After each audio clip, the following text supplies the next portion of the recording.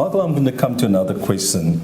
Some say that the gift of administration can be overplayed in a church context, which brings about restriction and control. And we've seen that in some of the traditional churches where it becomes highly centralized.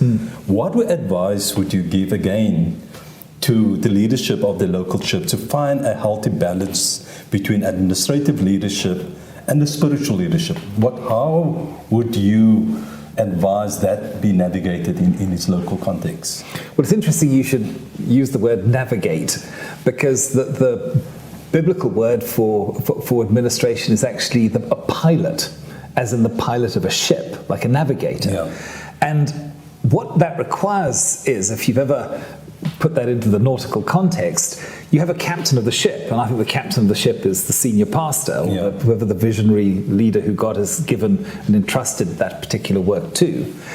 The captain of the ship decides, where's the ship heading? How do we get to, our destination? And the pilot, the navigator, he has the skill to understand the nuances, the currents, the water, the winds, the weather, what supplies we need, how many crew we need to get there.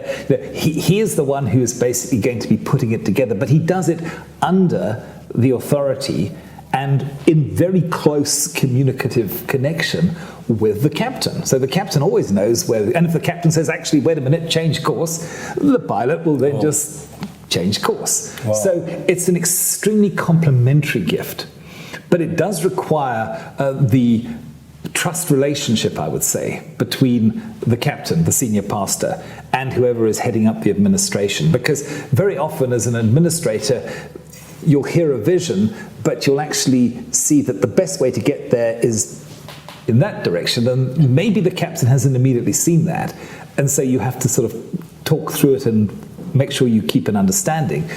But when those two harmonize, it can be a very powerful dynamic. Wow. I mean, his people, when I joined it, we were about probably 150 people. And I'm not saying it was thanks to me, but I do know this, that it required a lot of infrastructure and architecture to get there. I think when I left 10 years later to go to America, by that stage, I think we were in 11 nations. We had at least 50 Bible schools. We had, I think in Cape Town alone, we had about 20 different congregations running. And all that takes, and I think we had a staff by that stage of about 60 people. So that all takes an operational gift, but it took it in very close harmony with the senior pastor and the pastoral team, who obviously also have different dynamics now as they grow their congregations. And so you're constantly, in a sense, playing catch up. The vision is cast and you're building out the steps that it takes to actually help to facilitate the vision going forward.